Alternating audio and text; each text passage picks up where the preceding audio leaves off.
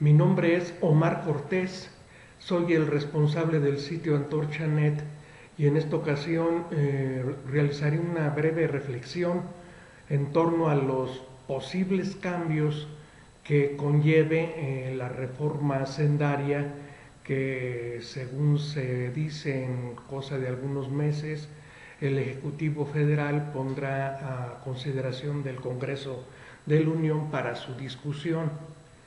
Es evidente que la reforma fiscal o esta reforma hacendaria conllevará serios cambios en materia normativa.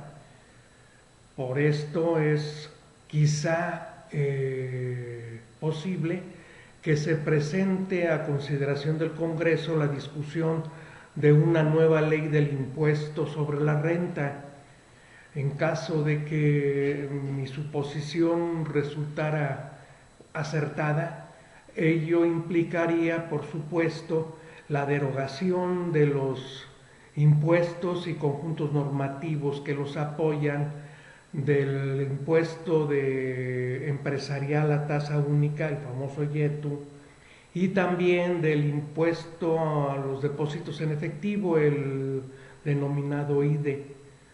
La razón por la que supongo que estos dos impuestos serían derogados, al igual que los sistemas normativos que los rigen, sería porque al establecerse una nueva ley del impuesto sobre la renta, muy probablemente la problemática que estos dos impuestos, o sea, el IETU y el IDE, buscaban enfrentar, sea considerada dentro del nuevo concepto de la ley del impuesto sobre la renta y enfrentada en consecuencia. No podemos olvidar que el impuesto empresarial de tasa única lo que buscaba era controlar el pago del impuesto sobre la renta al evitar o hacer superfluas un conjunto de deducciones aceptadas dentro de la ley del impuesto sobre la renta.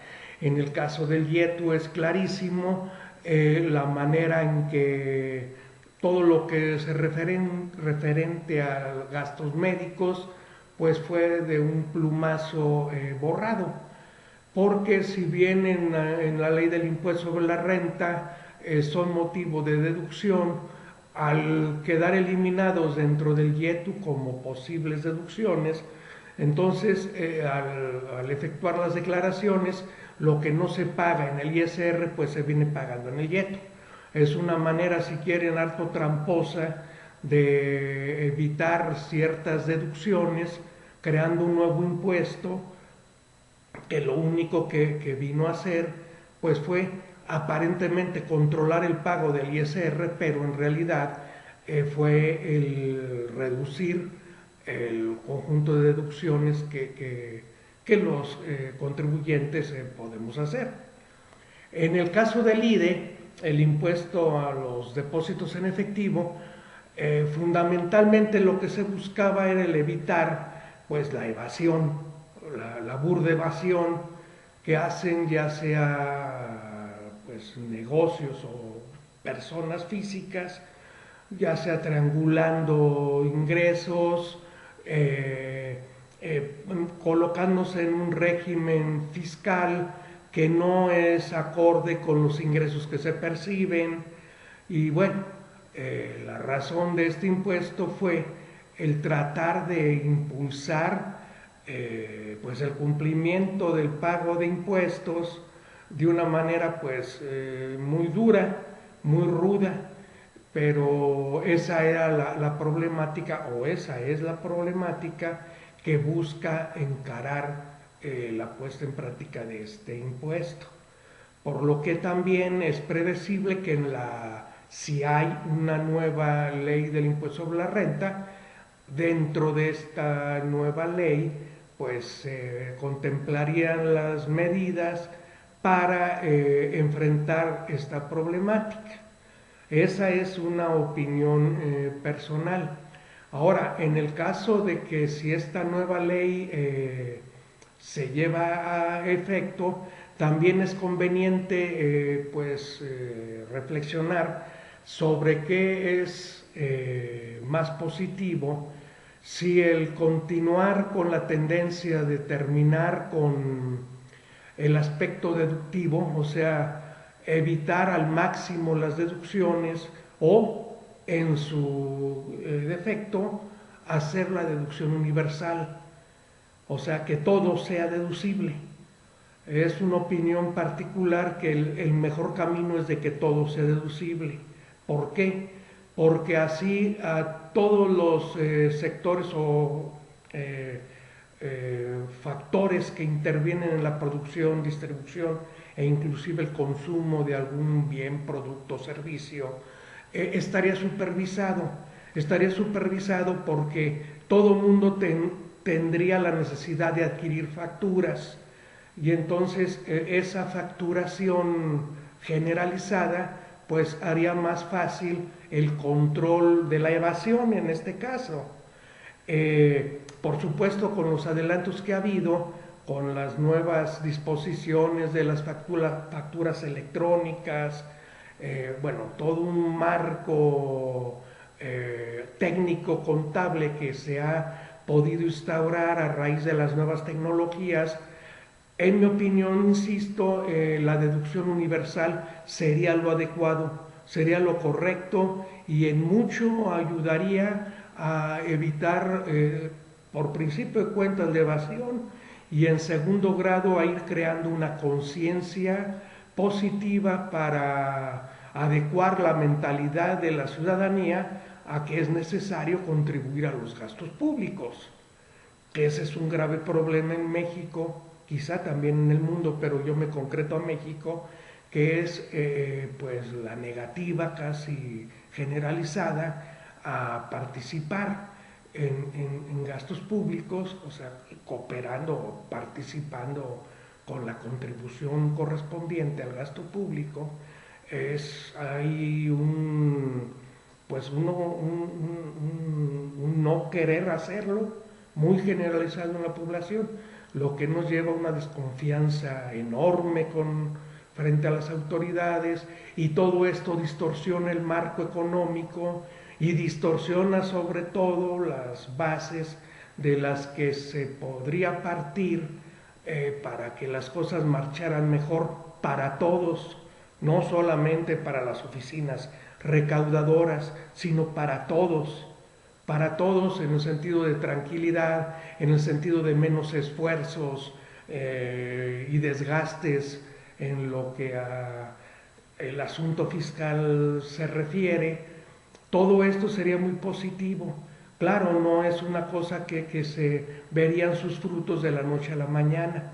Quizás sería cuestión de una o a lo mejor hasta 2 generaciones, pero en el momento en que se lograse recuperar la confianza y esa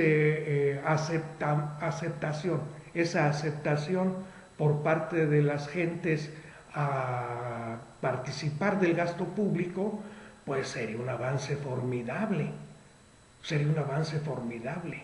En fin, esa es una opinión. También considero que las posibilidades de una nueva reforma fiscal deberán de centrarse en buscar, pues gravar, porque esa es la palabra, gravar a ciertos sectores intocables, concretamente pues las operaciones financieras que se generalizan a través de las casas de bolsa, en México en la casa de bolsa, y pues entrar ahí y marcar algún tipo de gravamen para que esas operaciones no se realicen pues por la libre, y son operaciones a veces multimillonarias que no pagan un solo centavo de impuestos. O sea, aquí en el plano recaudatorio el fisco tendría una oportunidad primero de fortalecer sus finanzas, las finanzas públicas estatales, y en segundo lugar pues de adquirir cierto prestigio ante la misma población, tocando a lo que hasta ahora ha sido intocable, el gran capital financiero. Entonces, eso sería muy positivo. No pienso que un impuesto de este tipo se pudiera meter dentro de una o incluir dentro de una nueva ley del impuesto sobre la renta, porque debido a las resistencias y a los problemas que de seguro generaría, tendería a contaminar al aspecto normativo general de esa ley. Entonces, quizá lo más lógico y más prudente sería que eso fuera manejado por otro nuevo impuesto que tuviera su dinámica propia y su independencia propia en torno a los contribuyentes en general, que solamente se atuviera pues a quien o quienes están manejando grandes cantidades y grandes transacciones en bolsas, ¿no? En la Bolsa Mexicana de Valores. Eso es también, creo, muy importante que se pusiera dentro de una reforma fiscal estructural. Atención, estamos hablando de reforma fiscal estructural. Otro punto que, bueno, es medular, sería replantear el papel del Banco de México, redefinir su autonomía, poner nuevamente los marcos de referencia y muy claramente las fronteras, porque si lo que se pretende es una reforma fiscal para generar condiciones proclives para que haya un detonante económico en el país, pues es fundamental el abordar el asunto del Banco de México. O sea, ¿cuál es el papel que va a tener esta institución dentro del nuevo marco hacendario que se pretende pues instaurar? Eso es quizá realmente estructural. Otros puntos importantes, bueno, es evidente que la misma Secretaría de Hacienda necesitará reestructurarse. Es un tema muy complejo, casi de especialistas, bueno, no casi, es de especialistas, pero es necesario que se reestructure y se reacomode a lo que se pretende crear. Ese es otro punto que sin duda también tenderá a la politización y tenderá a ser una temática bastante pues complicada, ¿sí? En líneas generales, pues es de pensarse que también el sector bancario nacional deberá ser replanteado, deberá replantearse su papel de cara al México que se pretende construir. Deberán replantearse pues muchos acuerdos o pactos o tratados de carácter internacional y ver hasta qué punto es conveniente continuar en unos, hasta qué punto no. Bueno, en fin, esto ya nos lleva a un nivel de discusiones políticas de gran alcance y que son efectivamente reformas estructurales. Estos sí son reformas estructurales, porque si dejamos el asunto de que la reforma hacendaria vaya a terminar con la cuestión esta de que el IVA a alimentos y medicinas y cositas así de carácter impositivo del proceso de contribución, pues realmente no estaríamos hablando de una reforma estructural. Estamos hablando de un aumento de impuestos o una adecuación impositiva y nada más. Eso no es una reforma estructural. Los puntos que acabo de tratar, pienso que eso sí nos conllevaría a una reforma estructural. ¿Por qué? Porque atendría a la estructura misma de las finanzas del Estado, de cómo se van a manejar y cómo se van a plantear. También se menciona mucho y no de manera superflua que la reforma energética estaría muy unida a la reforma hacendaria. Sin duda que sí. Sin duda que sí deberán de estar muy unidas y sin duda deberán de marchar en forma acorde. No se podrá trampear ya sea en la reforma hacendaria o en la reforma energética, dejando a la otra parte igual. No.